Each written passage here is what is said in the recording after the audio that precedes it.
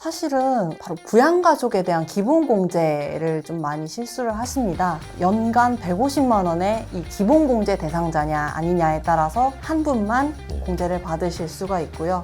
다른 한 분은 이제 네, 안녕하세요. 오늘은 직장인들이 몰라서 놓치는 연말정산 공제 항목들을 알아보는 시간을 가져보도록 하겠습니다. 저는 진행을 맡은 조선일보 경제부의 정서구 기자고요. 오늘은 특별히 국세청 현직 조사관님을 모셔서 얘기를 들어봤으면 좋겠습니다. 이지연 조사관님 나오셨는데요. 안녕하세요. 네, 안녕하세요. 네, 간단히 자기소개 좀 부탁드릴게요. 저는 국세청에서 근로소득 연말정산 업무를 담당하고 있는 이지연 조사관입니다. 매년 해보시더라도 이제 마냥 쉽지만은 않은 게 또 연말정산인데요. 오늘 이 자리를 통해서 우리 2천만 근로자분들께서 올해 연말정산은 좀이라도 더 쉽고 정확하게 하실 수 있도록 도와드릴 수 있었으면 좋겠습니다. 오늘 특별히 모신 이 조사관님하고 함께 연말정산 만렙을 한번 찍어보면 좋겠습니다. 우리 직장인들이 놓칠 수 있는 항목들을 알아보는 시간을 마련했는데요.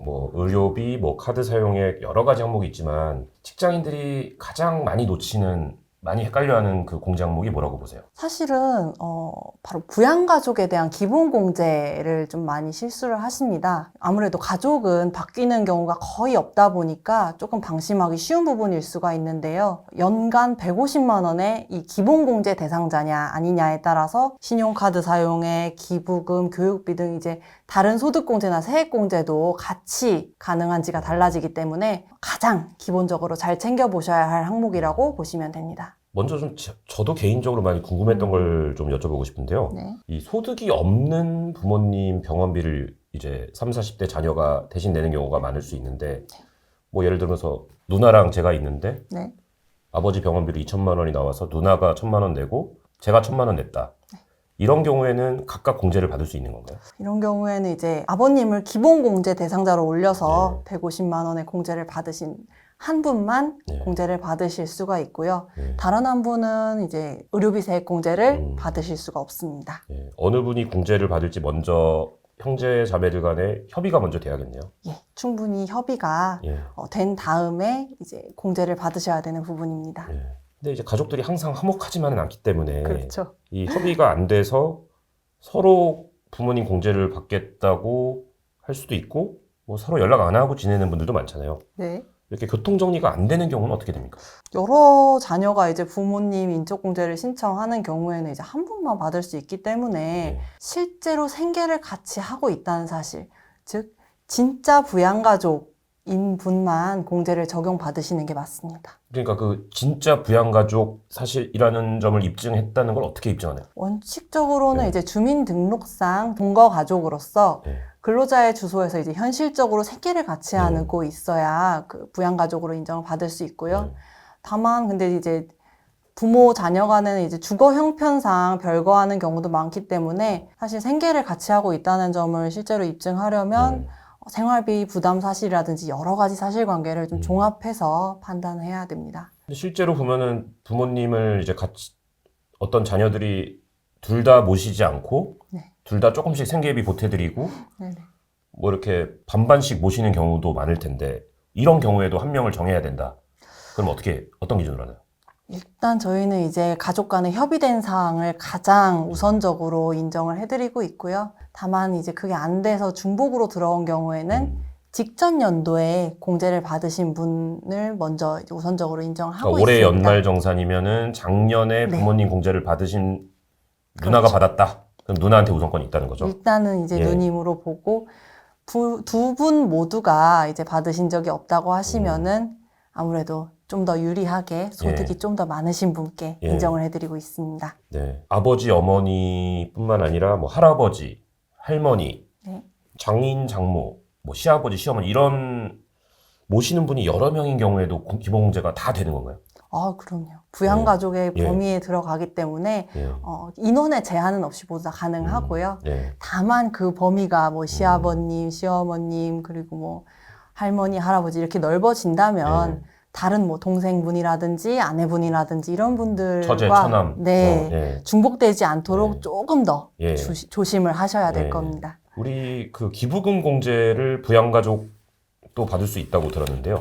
우리 이제 많이 기부를 하시는 분들 중에 이 교회나 절에 헌금을 하는 경우도 있지 않습니까? 예, 많이 계십니다. 예, 이런 경우도 기부금으로 보고 세액공제가 되는 건가요? 예, 그 종교단체에 지출한 기부금도 기부금으로서 이제 세액공제를 받으실 수가 있고요. 예.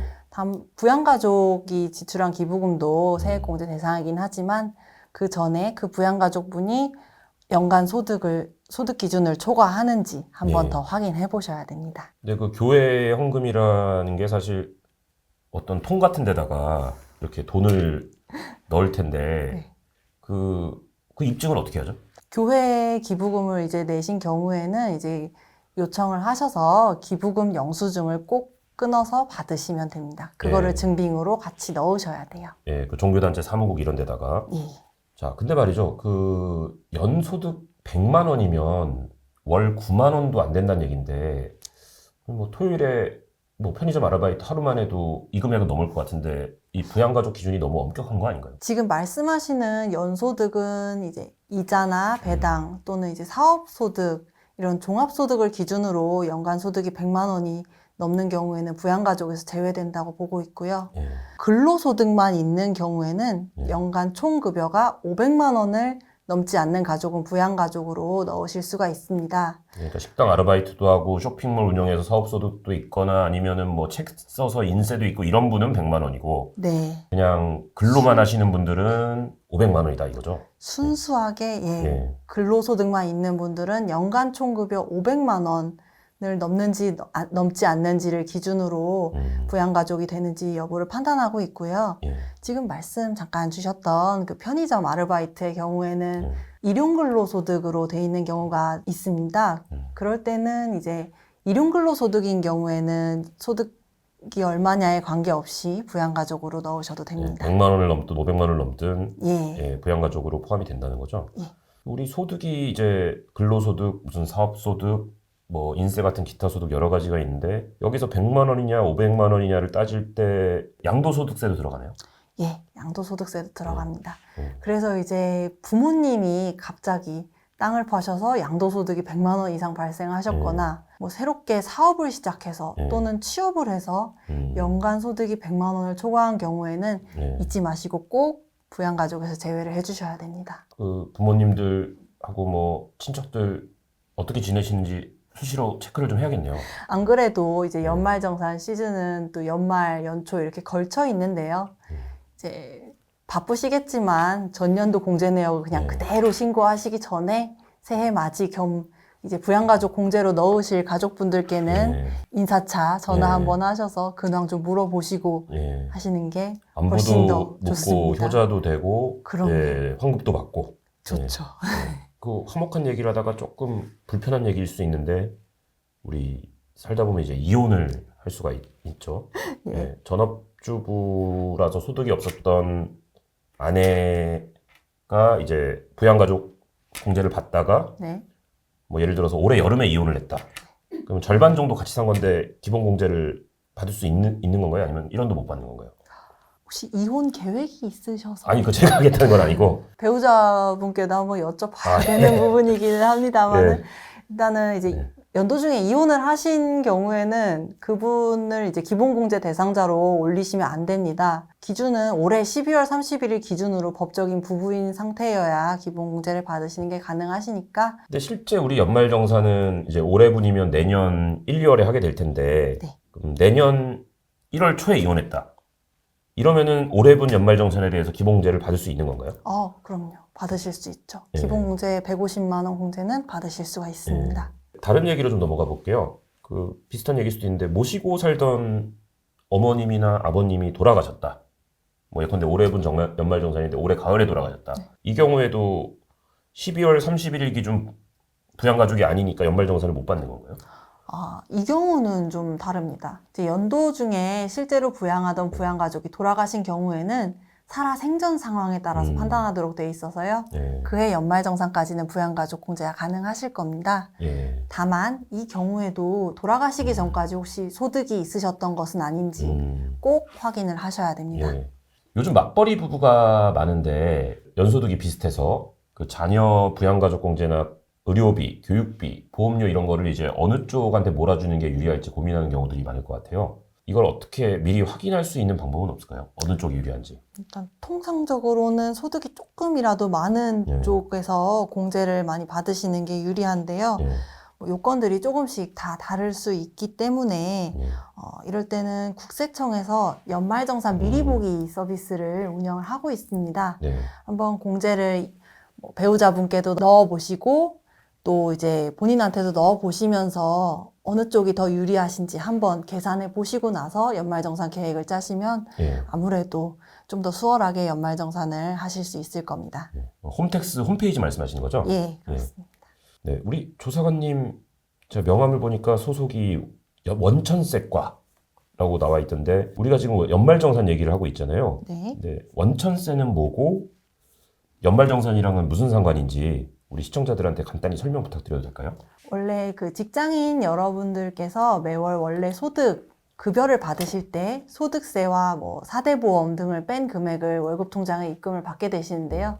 이렇게 회사가 매월 미리 세금을 떼어서 국가에 납부를 해주는 제도가 원천징수입니다. 제가 속한 부서는 이 제도를 관리하고 있습니다. 네, 그러니까 우리 직장인들이 다달이 월급 받을 때 네. 회사 격리과나 이런 데서 이제 직원들 소득세를 미리 뗀 다음에 이걸 국세청에다가 내는 게 그 행위가 이제 원천징수라고 하는 거네요. 네. 그럼 우리 그 차액을 일단 받는 거고, 네, 그렇습니다. 예. 다만 그 1년치 최종 세액은 이제 부양가족 공제라든지 뭐 의료비, 교육비 등등 연간 지출에 따라서 많이 달라지기 때문에 1년 12달이 다 지나봐야 정확한 그 세액을 알 수가 있어요. 예. 그렇기 때문에 이제 직장인의 경우에는 이듬해 1월이나 2월 사이에 이를 최종 정산한다는 의미에서 예. 연말정산이라고 부르고 있습니다. 그런데 이게 최종이라고 말씀하셨는데 1월에 연말정산 다 하고도 뭐 경우에 따라서는 돌려받거나 더 뱉어낼 수도 있다. 뭐 절차가 남았다는 얘기가 있던데 뭔가요, 이거는? 꼭 그렇지는 않고요. 이제 보통은 늦어도 2월 말 안에 연말정산 결과를 그 원천징수 영수증을 통해서 확인을 하실 수가 있습니다. 예. 다만 이렇게 확인해 보니까 부양가족을 이제 넣지 말아야 할 분을 부양가족으로 신고했다든지 아니면 이제 공제 요건이 안 되는 줄 알고 세액공제를 받지 않았는데 뭐 알고 보니까 세액공제가 가능하다든지 이런 경우가 충분히 있으실 수 있거든요. 예. 이런 때는 이제 5월 1일부터 5월 31일 사이에 종합소득세 신고 때 공제나 감면 금액을 맞게 정정해서 신고를 하실 수가 있고요. 혹시 뭐 연초 연말정산 때는 공제를 이제 잘못해서 너무 많이 넣어서 세금을 좀 덜 납부하신 부분이 있다 하더라도 5월 중에 맞게 신고해서 이제 차액을 납부하시면 예. 가산세나 이런 문제는 전혀 발생하지 않습니다. 네. 오늘 연말정산 말렙 이지연 조사관님과 함께 부양가족 공제 관련된 이모저모를 살펴봤습니다. 다음 시간에도 우리 이 조사관님 모시고 공제 금액이 가장 큰 주택 관련 공제 얘기를 좀 들어보겠습니다. 오늘 이 조사관님 수고해 주셔서 감사합니다. 감사합니다. 네.